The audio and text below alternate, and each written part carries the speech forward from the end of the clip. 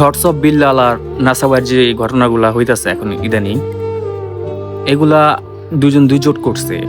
Thoughts of বিল্লালের fan follower আর নাসাবাই বিনোদনের fan ফলোয়াররা মিলা চা শুরু করছে। থটস অফ বিল্লালের ফ্যান ফলোয়ার একটু বেশি মাতামাতি করতেছে। আসলে যেহেতু দুজনেই কন্টেন্ট ক্রিয়েটর, তাদের উচিত দুজনে মিলেমিশে কাজ করার, কারণ তারা একসময় খুব ভালো বন্ধু ছিল। হঠাৎ করে যে অবস্থা হইতেছে, আসলে সেটা কন্টেন্ট ক্রিয়েটরদের জন্য খুবই খারাপ একটা সমস্যা বলতে পারেন, বা খারাপ একটা দিক বলতে পারেন, কারণ এটা উচিত না। যদি কন্টেন্ট ক্রিয়েটররা নিজেরাই ঝামেলা করে, তাহলে এটা তো অন্য যারা ছোট ইউজার আছে, বড় ইউজার আছে, বা ফ্যান ফলোয়ার যারা আছে, এগুলা ওরা কি শিখবে?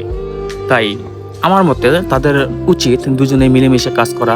থটস অফ বিল্লাল যেহেতু গরিব ও অসহায় মানুষদের পাশে থাকে, তাদের হেল্প করে, তাই আমি বলতে চাচ্ছি যে নাসাবাই বিনোদন ও থটস অফ বিল্লাল দুজনেরই মিলেমিশে কাজ করা উচিত, আমার মতে এটা।